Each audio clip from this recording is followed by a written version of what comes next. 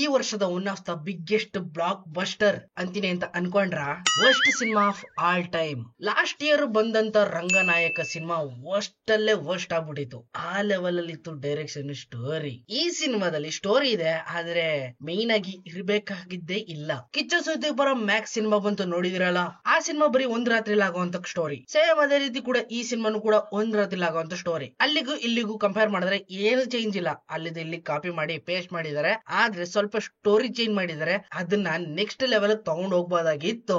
Director ಒಗ್ಗರಣೆ ಸರಿಯಾಗತ್ತೆ gas ಜೊತೆಗೆ blast ಮಾಡ್ಬಿಟ್ಟವ್ರೆ. Egg rice ಸಿಗುತ್ತೆ ಅಂತ ಕಾಯ್ಕೊಂಡ್ ಕೂತಿದ್ದಂತ ಕಸ್ಟಮರ್ಸ್ ಗಳಿಗೆಲ್ಲ ಮುಖಕ್ಕೆ ಮಸಿ ಬಳಸಿ ಕಳಿಸ್ಬಿಟ್ರು ಥಿಯೇಟರ್ ಒಳಗಡೆಯಿಂದ. ಈ ಸಿನಿಮಾ ಬರೋದಕ್ಕಿಂತ ಮುಂಚೆ ರಾಘವಣ್ಣ ಅವ್ರ ಸಿನಿಮಾ ಎಂತೆಂತ ಸಿನಿಮಾ ಬಂದಿದೆ, ಜೋಗ್ 101, ಕೇಸ್ ಆಫ್ ಕೊಂಡಣ. ಈ ಸಿನಿಮಾಗಳನ್ನೆಲ್ಲ ನೋಡ್ತಿದ್ದಾಗೇನೆ ಓ ರಾಘವಣ್ಣ ಅವ್ರಿಗೂ ಒಂದೊಳ್ಳೆ ತಲೆ ಬಂತು, ಇಲ್ಲ ತಲೆ ಒಳಗಡೆ ಇರೋಂತ ಮೆದ್ಲಿಗೆ ಬುದ್ಧಿ ಬಂತು. ಈಗೀಗ ಹೊಸ ಸ್ಟೋರಿನ, ಅದು ಕೂಡ ಕ್ರೈಮ್ ಸಸ್ಪೆನ್ಸ್ ಥ್ರಿಲ್ಲರ್ ಸ್ಟೋರಿಗಳನ್ನ ಸೆಲೆಕ್ಟ್ ಮಾಡ್ಕೊಂಡು ಆಡಿಯನ್ಸ್ ನ ಎಕ್ಸೈಟ್ ಮಾಡ್ತಾ ಇದಾರೆ. ವಾ ಅನ್ನೋ ಒಂದು ಕಾನ್ಫಿಡೆನ್ಸ್ ಬಂದಿತ್ತು. ಅದೇ ಕಾನ್ಫಿಡೆನ್ಸ್ ಅಲ್ಲಿ ಈ ಸಿನಿಮಾ ನೋಡೋಕ್ ಹೋದ್ರೆ ಸಿನಿಮಾ ಇರೋದು 1 ಗಂಟೆ 58 ನಿಮಿಷ, ಆಲ್ಮೋಸ್ಟ್ 2 ಗಂಟೆ. ಸ್ಟಾರ್ಟಿಂಗ್ ಇಂದ ಹಿಡಿದು ಎಂಡ್ ವರ್ಗು ಯಾವಾಗ ಎದ್ದೋಗ್ತೀನೋ, ಯಾವಾಗ ಥಿಯೇಟರ್ ಇಂದ ಹೊರಗಡೆ ಎದ್ದು ಓಡೋಗ್ಬಿಡ್ತೀನೋ ಅನ್ನೋ ಒಂದು ಟೆನ್ಷನ್ ಅಲ್ಲೇ ಕಾಯ್ಕೊಂಡು ಕೂತಿದ್ದೆ ನಾನು, ಪ್ಲೇಸ್ ಪಕ್ಕದಲ್ಲಿ ಕೂತಿದ್ದಂತ ಆಡಿಯನ್ಸ್. ಒಬ್ಬ ತಾತ ಅಂತೂ ಪಂಚೆ ಕಳೆದೋಗೋ ಮಟ್ಟಿಗೆ ಓಡಾಬಿಟ್ಟವ್ರು. ಮೈನ್ ಆಗಿ ಸ್ಟೋರಿ ಕಡೆ ಬರೋದಾದ್ರೆ, ರಾಘವಣ್ಣ ಅವರು ಇಲ್ಲಿ ಗರುಡ ಪೊಲೀಸ್ ಆಫೀಸರ್ ಗರುಡ, ರಾಂಧವ ಅನ್ನೋ ಒಬ್ಬ ರೌಡಿ, ಇಲ್ಲಿಗಲ್ ಆಗಿ ಡ್ರಗ್ಸ್ ಸಪ್ಲೈ ಅದು ಇದು ಆಳು ಮೂಳು ಎಕ್ಸೆಟ್ರಾ ಎಲ್ಲಾನು ಮೇಂಟೈನ್ ಮಾಡ್ತಾ ಇರ್ತಾನೆ. ಇದನ್ನೆಲ್ಲ ಸೈಡ್ ಗಿಟ್ರೆ ಈ ಕಡೆ ಒಂದು ಜೋಡಿ ಮದುವೆಗೆ ಹೋಗಿದ್ದಾರೆ, ಆ ಕಡೆ ಒಂದ್ ಜೋಡಿ ಓಡೋಗ್ತಾ ಇದಾರೆ, ಇನ್ ಈ ಕಡೆ ರಾಘು ಹೆಂಡತಿನ ಅಟ್ಯಾಕ್ ಮಾಡಿದ್ದಾರೆ. ಇದನ್ನೆಲ್ಲ ಯಾರ್ ಮಾಡಿದಾರೆ, ಏನಕ್ಕೋಸ್ಕರ ಮಾಡಿದಾರೆ, ತಲೆ ಕೆಟ್ಟು ಕೆರ ಹಿಡ್ಕೊಂತು ಇಂಟರ್ವಲ್ ವರ್ಗುನು. ಇಂಟರ್ವಲ್ ಕೊಟ್ಟಿ ಸ್ಟೈಲ್ ನೋಡ್ಬಿಟ್ರೆ ಗಾಸ್ ಆಗ್ಬಿಡ್ತೀರಾ. ಅಬ್ಬಬ್ಬ, ಈ ರೀತಿನೂ ಕೂಡ ಇಂಟರ್ವಲ್ ಕೊಡ್ಬಹುದಾ? ಆಸ್ಕರ್ ಅವಾರ್ಡ್ ಬೇಕು ಇವ್ರಿಗೆ, ಇಂಥವ್ರಿಗೆ ಕೊಡಿ,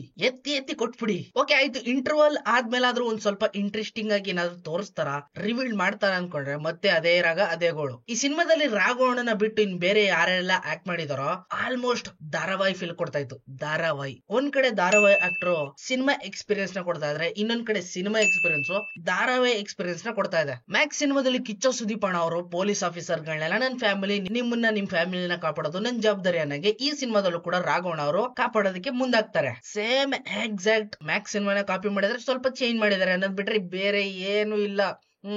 ಪ್ರತಿ ಒಂದು ಜೋಡಿ ಜೊತೆಗೂ ರೊಮ್ಯಾಂಟಿಕ್ ಆಗಿ ಒಂದೊಂದು ಸಾಂಗ್ ನ ಇಟ್ಟಿದ್ದಾರೆ. ಅದು ಎಲ್ಲಾ ಸಾಂಗ್ ಅಲ್ಲೂ ಕೂಡ ಐಟಮ್ ಸಾಂಗ್ ತರ ಫೀಲ್ ಆಗ್ತಾ ಇದೆ. ಇದಕ್ಕೆ ಕಾರಣ ಕಸ್ಟಮರ್ ಅಟ್ರಾಕ್ಷನ್.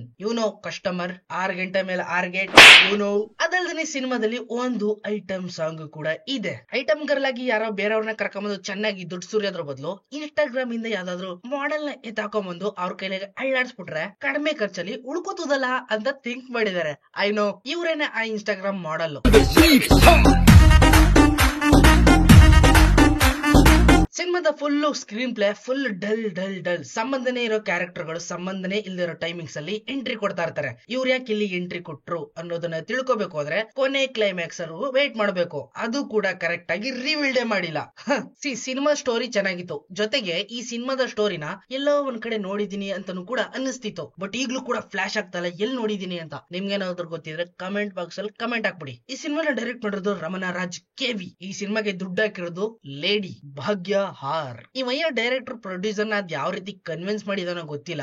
ಯಾರ ಬೇರೆ ದುಡ್ಡಂತೂ ಸುರಿದಿಲ್ಲ ಇವರು. ಇನ್ನು ಮುಂದೆ ನೋಡ್ಕೊಂಡು ಸ್ವಲ್ಪ ಕಡಿಮೆ ಮಾಡ್ಕೊಳ್ಳಿ ಅನ್ಬಿಟ್ಟು ಖರ್ಚು ಮಾಡಿರೋ ತರ ಕಾಣಿಸ್ತಾ ಇದೆಯಪ್ಪ. ಇದ್ರಲ್ಲಿ ಐಫೋನ್ ಕ್ಯಾಮ್ರಾ ಇಟ್ಕೊಂಡು ಶೂಟ್ ಮಾಡಿರೋದು ಎದ್ದು ಕಾಣಿಸ್ತಾ ಇದೆ.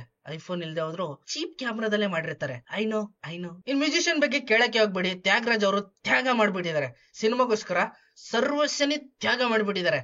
ಆ ಲೆವೆಲ್ ಅಲ್ಲಿ ಇತ್ತು back ground music and scores. Songs ಗಳು ಒಂದು ಲೆವೆಲ್ಗೆ ನಾರ್ಮಲ್ ಆಗಿ ಪರವಾಗಿಲ್ಲ ಅನ್ನೋ ರೇಂಜ್ ಗೆ ಮಾಡಿದ್ದಾರೆ. ಬ್ಯಾಕ್ ಗ್ರೌಂಡ್ ಮ್ಯೂಸಿಕ್ ಬೇರೆ ಕಡೆ ಆಕ್ಷನ್ ಅಲ್ಲಿ ಫೀಲಿಂಗ್ ಇಲ್ವೇ ಇಲ್ಲ ಬಿಡಿ. ಫುಲ್ ಆಕ್ಷನ್ ಅದು ಕೂಡ ಏನ್ ಒಳ್ಳೆ ಒಡಿನೋ ಬೇಡವೋ ಅನ್ಕೊಂಡ್ ಹೊಡಿತಾವ್ರೆ.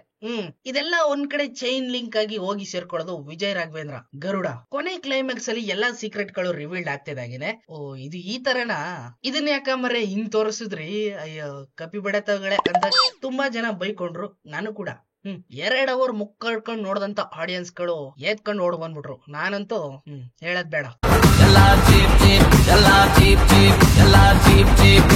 ಚೀಪ್